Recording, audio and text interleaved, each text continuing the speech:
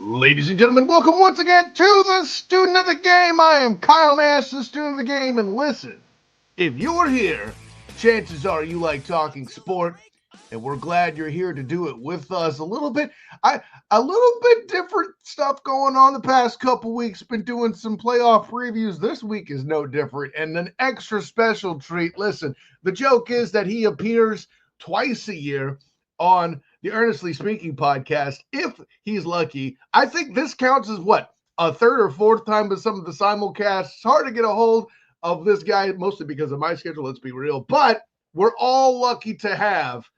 He's an Eagles fan. How lucky are we, really? I don't know. Anyways, let's bring Huddle Up Zone. Matt Muehleisen, what's going on, man? The AJ Hawk of the Huddle Up Podcast. How you doing, man? Yeah, doing well, doing well. It's a little easier to do these when the Eagles are doing well. It's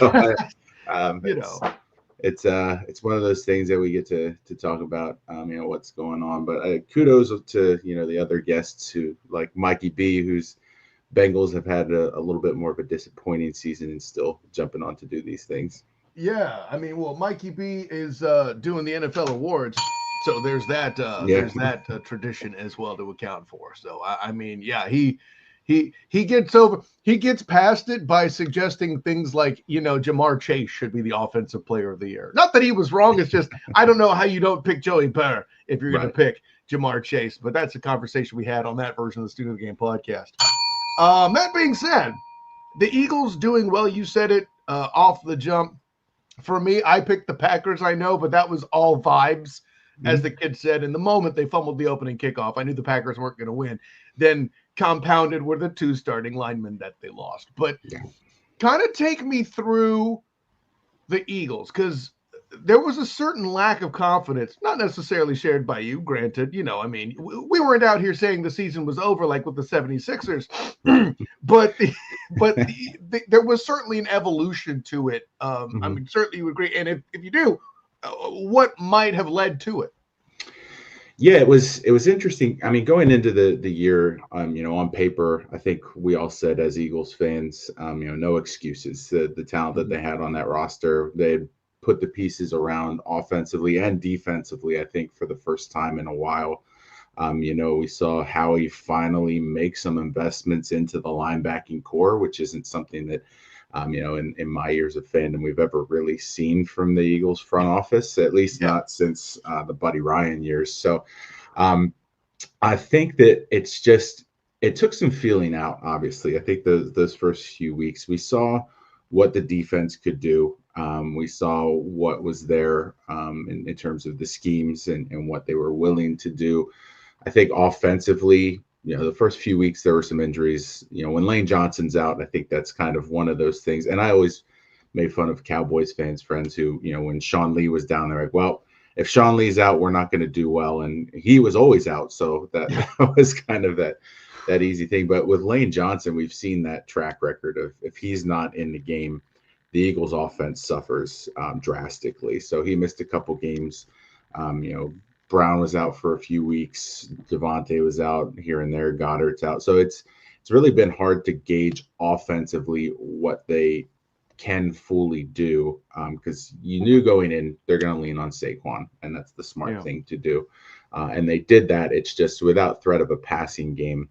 Seen that with Notre Dame. Teams can stack the box and say, I dare you to throw. And if Brown, Devontae, Goddard are all out, then there's only so much that team can do. And Hurts has his limitations anyway. So I think that was kind of what we saw those first few weeks when they got off to the 2-2 start. It was, what is this team really? Is the identity going to be that they're a defensive powerhouse? And if so, then they really need to adjust the offensive game for that. Defense can be as great as you want, but if offensively they're going 3 and out every possession, then there's only so much a defense can do with that. We saw that in the Washington game. I think that it just took some feeling out to establish their identity first defensively and then adjust their offensive scheme to match that. Yeah, they brought in, Jalen Carter the previous year doing the work at the defensive tackle spot. Logic dictates that you then bring in the backers behind them. Listen, we've had this conversation before on editions of the Huddle Up podcast, or at least I've maintained this point everywhere I've talked when we talk about bringing in linebackers. Like Ray Lewis isn't Ray Lewis without Sam Adams and Haloti Ngata. Okay, Right. Those are both having that huge identity to supplant second level blockers and hold linemen in run fits is huge. Yeah. And the more demand they have, the better off you are doing things as a backer. I think that's a fantastic point you mentioned there. Still a good defense while parting with Hassan Reddick too. I mean, that's certainly worthy of mention in that particular space. And what I find entertaining is the more you talk about the Eagles, the more they remind me of the 49ers. Like you mentioned Lane Johnson getting hurt and everything goes to Hades. Why, buddy, Trent Williams called. Yeah. That's what we do over here with San Fran, bud. Okay. Yep. Exact same. Where the hell are the campaigns for Trent Williams and Lane Johnson as MVP? Why aren't we having that conversation? No. Right. The fact that Lane Johnson, barely gets his flowers from the media, unless he's out, I think is kind of one of those things. But when he's actually playing, it's just kind of like, oh well, the status quo then. Hey, we've had those conversations. Right? As much as I like to dunk on the Eagles as payback for we're down to the fourth quarterback game. Right. I think, what was it last year? I think it was either the Niners or Cowboys that beat them big. I forget. But I refused to go in on you because Lane Johnson was hurt. Because I know the moment I'd say it, you bring it up, I'd go, oh, well, I hear the credentials for the O-line stuff. I have to respect it. Damn it. So I just got the conversation there. It's a lot easier. Okay. Yeah.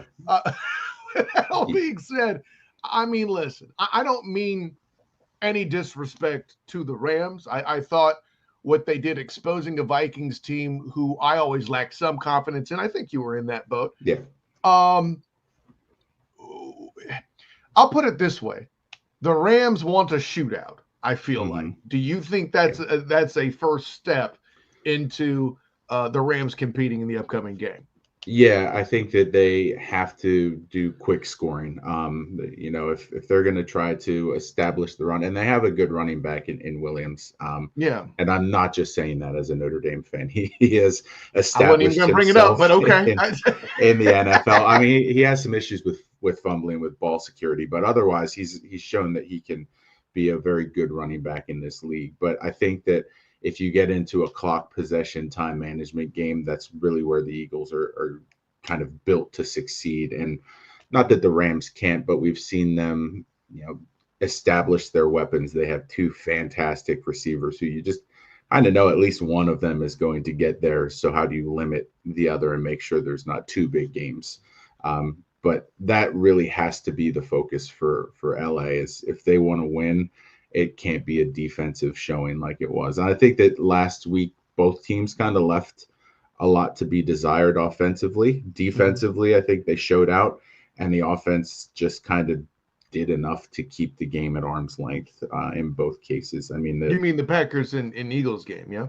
And the Minnesota Rams game. I mean, we saw the Rams went up huge early, but I think they scored 3 points in the whole second half. So I think that at that point, they were just kind of in cruise control offensively and just maintaining the time of possession. So I think that's where the Eagles have to be safe and cautious, is because they probably have a lot that they didn't get into in that game that they're saving. I forgot it went that stagnant. Yeah, you're right. Now I had to look at it again. Was it that slow? Yeah, it was. That's why it was air quotes only 27 points. Yeah, I was keeping up with that game out of the corner of my eye because I was doing a daddy duty stuff and had the night shift podcast. I was thinking about. I had just assumed they made it to 30 points. They did not. Right. Well, there you go. As someone who bet the over in that game, I can assure you, I thought at halftime, I was like, oh, I'm good. We've got this. And then there was 9 total points in the second half. So it was like, all right, well, we don't got this. you can't beat Kirk Coupins on this one, I'm afraid. Right. With that in mind, so I think there's a lot that's going on there. I will offer this. If there's a matchup that matters most to me in this game, I think it starts and ends with Jared Verse versus Jalen Hurts, and of course the offensive line as well. But once Verse gets through there, He's going to need to chase Jalen. Is there any other particular matchups on the field that you think are worthy attention in this game to keep it? Because listen, I mean, I said it clear on the Huddle Up podcast on Tuesday when we recorded that I think this is going to be a dominant game by the Eagles. What keeps it close in your mind? Well, and I'll caveat this, and I hate to pull an earnest Christian here, but the weather will make an impact on what I'm about to say here. But hey, by the way, Matt, it's a playoff game. It's a must-win. Must win at this point. I mentioned the receivers earlier, Kupp and Nacua. Sure. The Eagles secondary is good, but they're young. They're not battle tested in Mitchell and Cooper DeJean. And then you have Slay, who at this point he's 34. He does seem to have a nagging injury that forces him to the sideline here and there. And not that Rodgers isn't a capable backup, but with limited play time, I know they always attack him, and it just doesn't always work out. So I think if the Rams are going to keep it close and it's not snowing and freezing cold like it's supposed to be, that's going to be the matchup I'm keeping an eye on, is how well those corners can contain those receivers. Because last time I think Nacua went for over 100 yards and Kupp was just kind of working his way back. So it'll be a very different look for them this time through. Yeah, I think my lockup on Huddle Up, third time I mentioned it, my lockup on Huddle Up was Nacua for 100 and then Kupp less than 100. So that's the kind of thing that would keep it close, provided the run game doesn't support. But to state it another way, your question as to matchups and what you think most important, that the question is whether Darius will slay. Anyways, so let me go to the question. The Eagles win if? The Eagles win if they can control the time of possession. I think if they turn this into a slow-moving, lean on the run game offensively and, force their way into the backfield defensively, I think that time of possession, if it's in favor of the Eagles, that's how they've won games all season. It's just maintaining that. We've seen it a few times where it's fourth quarter, 8 minutes left, and they have a 6-minute scoring drive that, even if it results in a field goal, I think at this point, that's kind of what they've done to just put things away. So if they can control the time of possession, the Eagles will win. Yeah, you're going with time of possession. You may have gone another direction, see the impact of the passing game, and see who it is that Jalen hurts. It's too easy, that one. We've done this before. Right? Anyways, that being said, I know you've already given a prediction on the Huddle Up podcast, but I do want to explore, as one who dabbles lightly in degeneration. Is that the verb version of degenerate? Did I get that right? I don't know. We'll go with that. With the particular lines that we have, of course, what I'm looking at for ESPN Bet is Philly giving up 6 points and the over/under at 43.5. I feel like Philly covering is the safest of the bets. Where do you sit? Yeah, especially now knowing that we're supposed to get some pretty significant snowfall, and it's going to be cold. I think that touchdown lead is a pretty safe bet. I know initially I think we had discussed the over, but with that weather, it's tough for me to really say they're going to score in droves. We've seen the Eagles play in the snow before, and it boils down to time of possession and running the ball, and that's not going to be a recipe for a ton of points. So, well, and that's not an Eagles thing. I feel like every NFL team has to go that way. Yeah. So even when it's not snowing, like if it's just super cold, we've seen those playoff games like Minnesota, Seattle was like a 10-9 finish, something like that. It was awful. It was I think that was 10-9 wasn't. Yeah, because it was a 10-6 game with the Jags and Titans. That's the second lowest scoring. There's a 6-3 out there that beat that out. I forget which game that was, but anyway. So I think that the weather is going to severely impact that. But I think the Eagles, what was it? You said 6.5, 5.5. The Eagles are giving up 6 points according to ESPN Bet. Yeah, I think that's a safe bet. I think it's a touchdown game. Yeah, because the point you make is the over-under is scary, not just because of the weather. It's just because how will the Eagles decide to attack that it dictates that game. Do they feel like they can beat the young Rams defense aerial attack, or do you have Saquon run, or do you set Saquon up with runs to then let him, catch the ball in space and do a backwards Mario jump over your guys like he did against the Jaguars? All of that and the weather, and by the way, when it comes to the weather, I'll say this: if we know for a fact that there's going to be a snow, a blizzard, basically, or anything like that, a heavy snowfall, it's at this point where I would need Jim's soundboard to go, nothing is over. If it's snow games, you should always have the under 2, I would say, but I would save that for more kind of a late bet leading up to it. So yeah, I know I won't call you a homer for picking Philly on this one, just because I think they have the advantage, but I would argue the scariest underdog, the scariest visiting team. No, I shouldn't say the scariest visiting team, because Baltimore is pretty damn scary. But the scariest, the one that has the most likely upset alert on it, I feel like, is the Rams. But that's less because the Eagles and more because the Rams seem to have found what they've done, and John Matthew Stafford's pretty awesome. Yeah. So. Yeah, championship pedigree, right? It's not even pedigree. It's a lineage. He doesn't. I mean, EJ Christian not knowing what a word means. Anyways, enough about that. So yeah, man. No, I'm with a lot with what you say. You have a score in mind for the football game? Yeah, I was thinking for the whole time before I heard the snow, like a 27-20 is probably what it's going to be. I think it could be more. It's going to be one of those situations where what we saw in Green Bay, the Eagles go for it on, a late fourth, get the first down and run out the clock type of situation. So with that said, and the weather, let's knock it down a little bit. Let's go 24-17. Yeah, I have 24-10 in my mind. So obviously you're very wildly incorrect and should be punished. No, I have a general direction in your vibe that too. 24 is a number that I feel more comfortable with, and by extension, because I feel like they beat, we both said confidently that they hit that over, not the over, they hit that 6-point spread. Yeah. That'll put that there. I mean, 24-17 still technically does it. That's a slight cover. Right. And I see that as maybe like a late score from the Rams, like 24-10, they get a garbage time touchdown, or they kick the field goal to make it one possession, don't get the onside kick type of situation.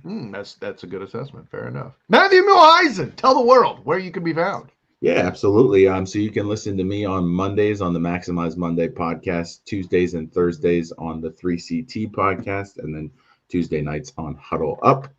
Like Kyle mentioned, twice a year on the Earnestly Speaking podcast.